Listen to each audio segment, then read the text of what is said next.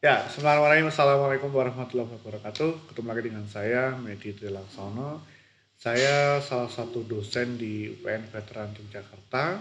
Kemudian saya ada di Prodi Humas di Fakultas Ilmu Sosial dan Ilmu Politik atau FISIP.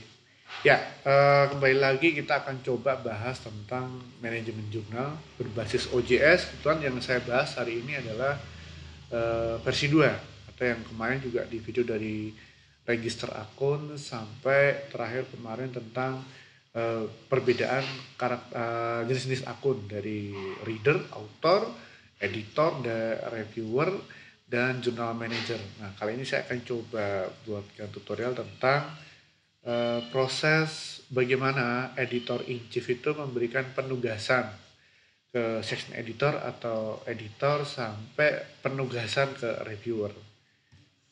Langsung saja, ya ini dia. Saya kebetulan ada di jurnal Paradigma. Ya, saya mau jurnal Paradigma. Kita coba login dulu menggunakan akun saya.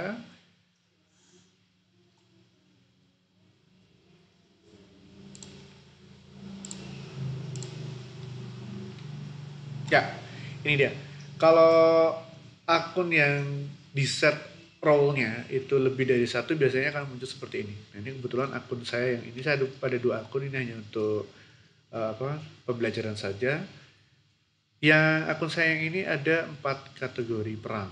Dari jurnal manager, editor, author, sampai reviewer. Itu untuk memudahkan saya nanti membuat video semacam ini.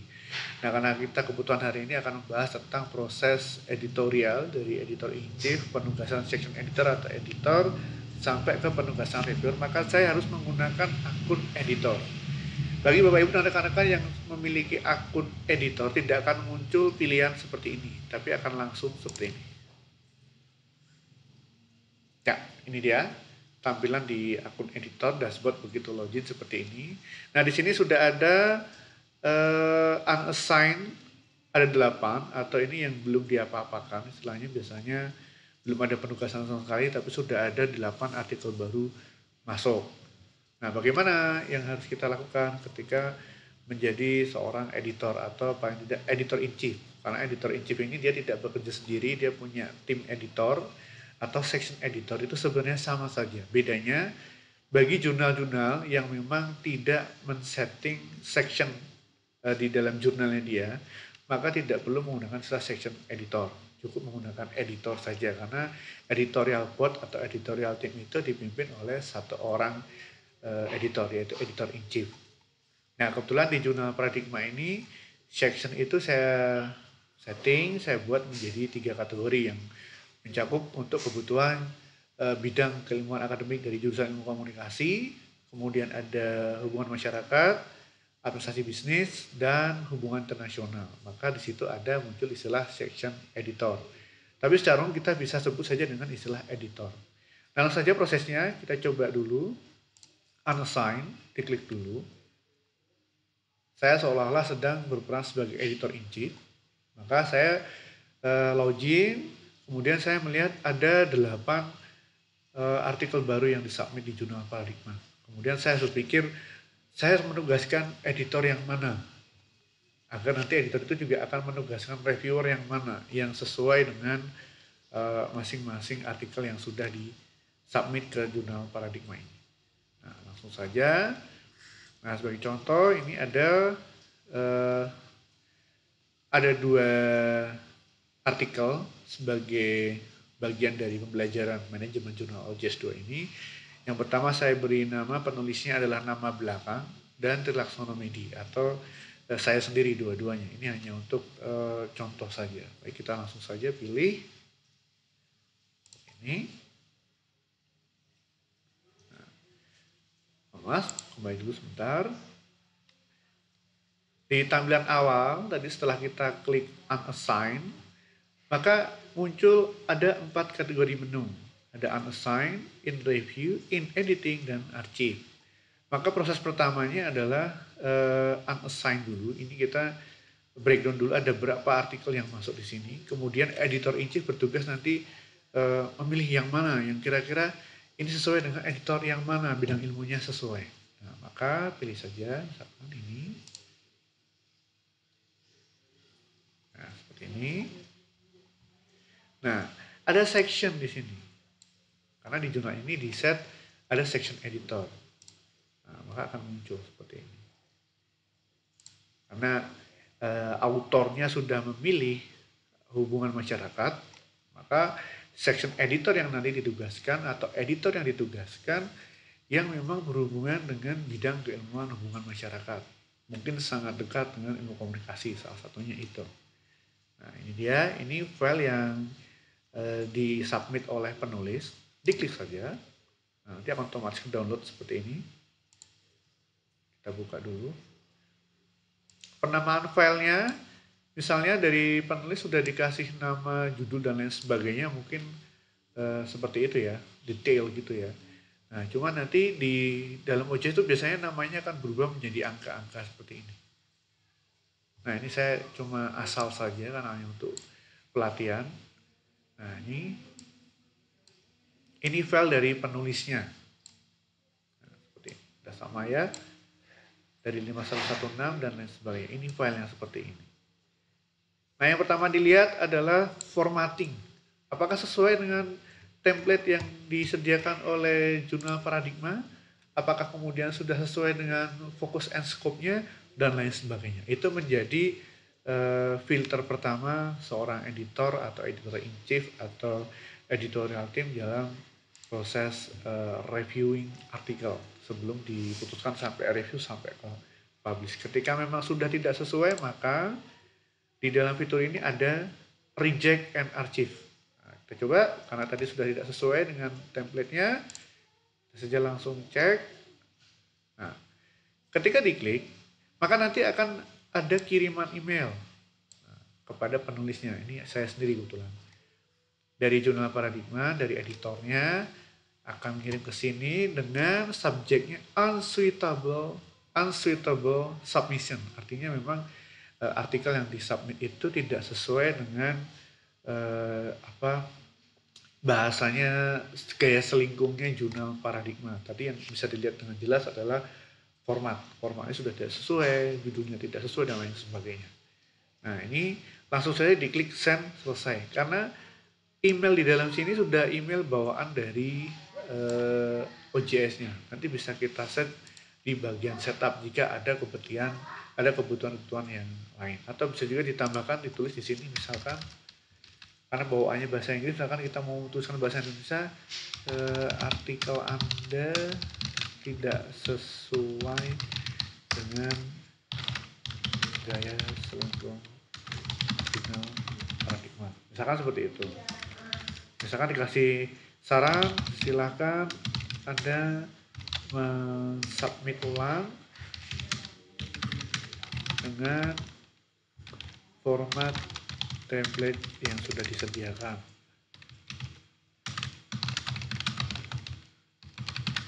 Jurnal Paradigma, ini contoh saja. Nah, seperti ini juga tidak masalah. Nah, ini untuk nge-reject artikel, prosesnya seperti ini. Tapi kita tidak akan bahas tentang rejectnya, maka saya cancel. Nah, di sini ada section editor, add section editor, dan add editor. Nah, seperti ini. Ini boleh salah satu mana yang di-set, karena di tempat jurnal Paradigma ada section editor, maka saya klik yang section editor. Nah, sebelum saya section editor saya klik, nah kita lihat dulu bagian status. Ada awaiting assignment. Ini kalau login menggunakan akunnya author, maka di dalam akun author itu akan ada satu atau berapa aktif tulisan status sebelah kanan sendiri biasanya. Itu ada awaiting assignment. Karena belum diapa-apakan, karena di tempat kita juga masih ada unassignment. Maka prosesnya bisa add section editor. Nah, seperti ini. Ini ada contoh-contohnya. Atau kalau mau ke editor, add editor. Ya. Sudah sekian banyak. Nah, untuk memudahkan, saya coba mengassign diri saya sendiri dulu, nanti ke sini. Karena di section editor tadi nama saya belum ada di sana.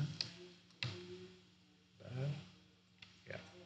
Nah, di bagian bawah ada submission metadata. Ini informasi tentang autornya. Nah, Autornya namanya, nama depan, nama belakang, dari kampus, nama lengkap institusi, dan lain sebagainya. Ini karena ini contoh, jadi saya isinya seperti ini. Kalau diisi komplit realnya nanti ya sesuai dengan penulisnya. Ini di bagian abstrak dan sebagainya.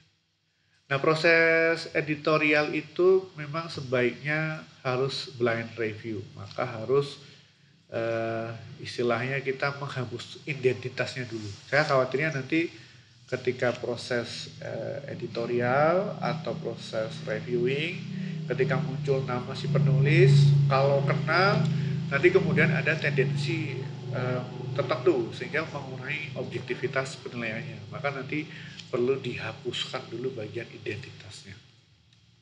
Baik, saya tidak bahas bagian itu, maka saya langsung ke bagian editor.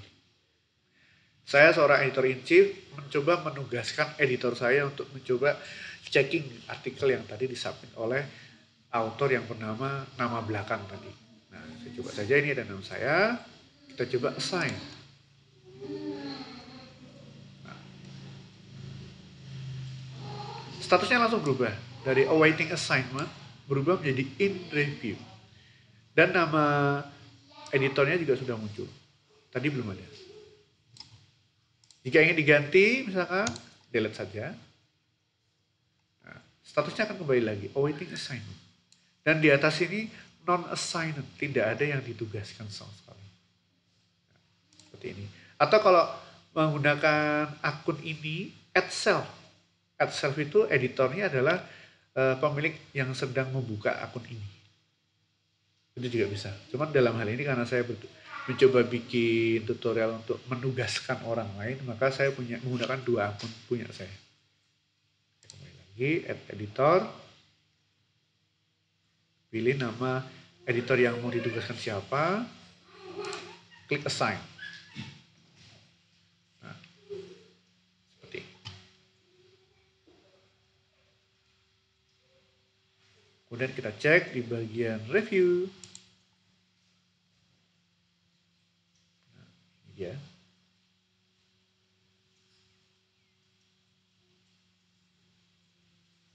Kita klik saja review version.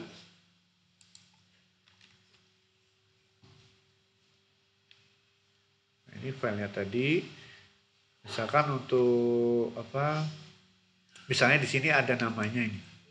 Atau bagian ini misalkan identitas ini ada namanya si penulis. Nah, untuk menjaga objektivitas maka ini saya hapus dulu. Nah, seperti ini. Kemudian saya save saja.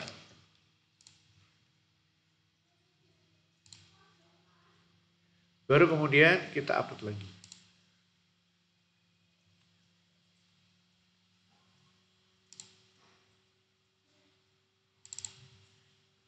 RV, jangan lupa klik upload.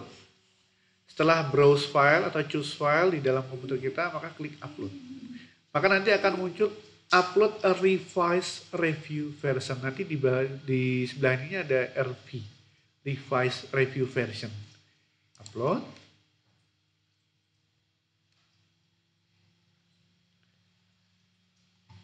Ya, sudah terupload. Ini dia. Maka kemudian select reviewer. Jadi editor punya hak untuk menentukan siapa reviewernya. Nah, untuk menjaga objektivitas reviewer, maka identitas artikel itu sebaiknya dihapus dulu. Agar tidak menimbulkan hal yang tidak diinginkan. Decision ini nanti. Ada isinya accept submission, jika memang sudah betul-betul sesuai. Kemudian ada revise required, atau memang butuh di revision required, misalkan butuh direvisi dulu, atau diminta untuk submit ulang, atau memang harus di reject. Nah, ini. Tapi ini nanti kita coba dulu memilih reviewer, select reviewer. Nah, ini dia yang kira-kira sesuai dengan artikel yang tadi dikirimkan siapa reviewernya, bidang reviewing interestnya siapa. Nah, ini dia juga bisa contoh ini ada dari atas nama Pak Melan Sugiarto dan Pak Sadili. Ini di bidang tentang financial business atau HR dan sebagainya. Ini contoh saja, tapi ada yang tidak diisi. Nah, ini tinggal disetting di profilnya masing-masing. Nah, karena ini saya coba meng-assign diri saya sendiri. Ini ya. Nah, reviewer A, round 1. Jika memang hanya menggunakan satu reviewer.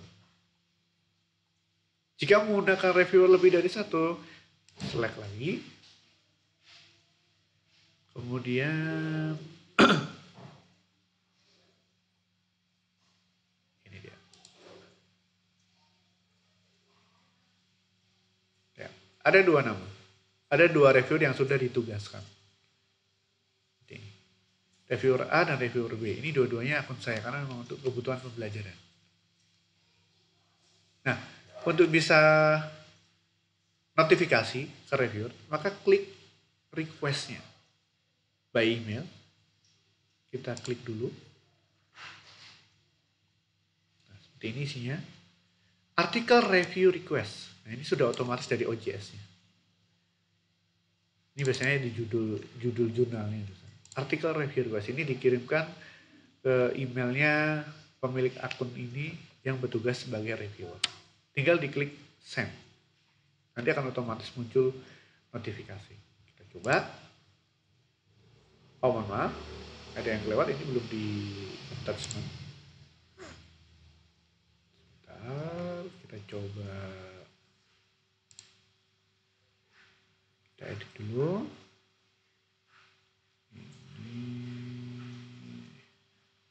Nah, akan muncul seperti ini. Ini dia, ada fiturnya. RV version yang tadi sudah dihapus identitasnya, klik upload.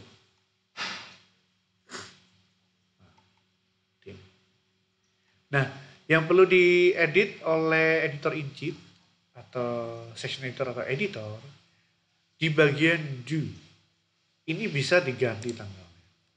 Kira-kira kita mau ngasih waktu berapa lama kepada reviewer untuk melakukan tugas reviewing artikel. Ada dua format, yang pertama adalah tanggal, yang kemudian yang kedua adalah format berapa minggu.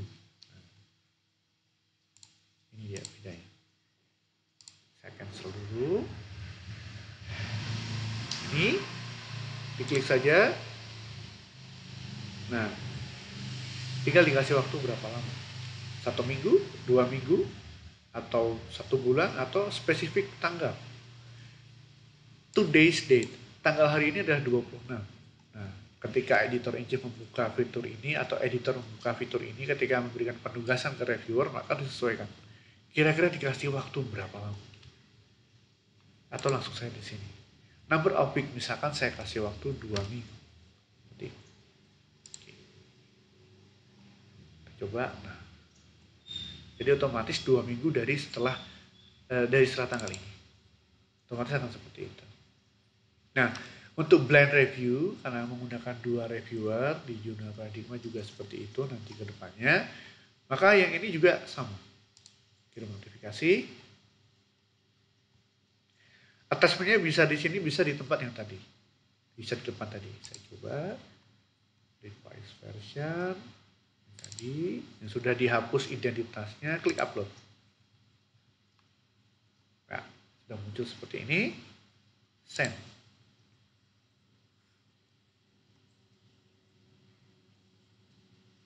Ya, seperti ini. Sudah ada keterangannya semua. Sudah ada filenya. Ini juga. Kita tulis saja. Ini. Ya. Jadi bisa nanti ada notified di email sama di aplikasi OJS-nya. Seperti ini. Kembali, reviewer A. Jadi kelihatannya dari sini. Nah, sampai sini. Ini dia. Atas nama siapa, kemudian sudah dikirim notifikasinya, sudah di-set deadline dia harus menyelesaikan tugas reviewingnya, dan ini file yang harus dia review. File yang sudah dihilangkan identitas penulisnya. Itu untuk menjaga objektivitas. Ini. Nah, yang paling penting di sini di bagian reviewer ada yang namanya fitur select review form. Bagi Bapak Ibu rekan-rekan pengelola jurnal atau jurnal medis yang belum setup ini, maka bagian ini bisa di skip tuntas sampai sini proses untuk memilih reviewernya. Nah, kebetulan di jurnal Paradigma saya sudah men-setup review formnya, maka tinggal diklik. Apa sih review form itu? Review form adalah semacam angket yang dipegang reviewer untuk menjadi acuan reviewer menilai artikel yang disubmit jurnal Paradigma. Bentuknya seperti ini. Ini contoh saja. Di jurnal yang lain mungkin formatnya beda dengan ini. Ada yang model yes no question. Nah, di tempat saya setting dengan seperti ini. Isian ringkas. Jadi misalkan tadi artikel yang dikirim tadi, misalkan saya sebagai reviewer atau Bapak Ibu sebagai reviewer, judul terlalu panjang. Misalkan seperti ini. Kemudian abstraknya belum menjelaskan detail artikel, pendahuluannya tidak berbasis data misalnya. Literatur reviewnya di jurnal pustakanya misalnya terlalu banyak menggunakan referensi yang lawas, misalnya referensi tahun 80-an dan lain sebagainya sampai bawah. Sampai di bagian bawah reviewer juga punya fitur ini dia, ada 3 rekomendasi, fitur rekomendasi yang saya buat. Bagaimana menurut reviewer artikel tersebut apakah bisa langsung, tidak perlu diedit banyak. Menurut reviewer ini sudah layak untuk dipublikasikan. Atau tetap bisa dipublikasikan, diterima artikelnya, tapi harus dengan perbaikan alias direvisi dari penulisnya. Atau memang tidak layak. Nah, tidak layak di sini berarti penolakan artikel itu bisa 2 versi, yang dari editor awal tadi dengan reject tadi, atau dari reviewernya sendiri. Ini beda-beda. Nah, ini contoh form review yang dibuat di jurnal Paradigma. Mungkin di jurnal yang lain berbeda dengan jurnal Paradigma, itu tidak masalah. Nah, kembali lagi, klik assign. Ketika diklik assign, maka reviewer A akan mendapatkan file tadi untuk dijadikan pegangan untuk mereview artikel tadi. Isinya seperti apa. Nah, ini juga sama, select review form. Klik assign. Ya, seperti ini. Nah, di bagian ini belum diotak-atik karena masih dalam tugas reviewernya. Nah, mari kita coba intip. Ini ada 5 menu. Kita cek bagian editing.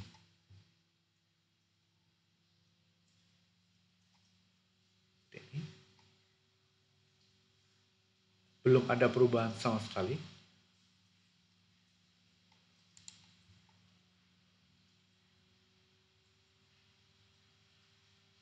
Nah, ini sedikit informasi dari penulisnya. Tidak ada masalah.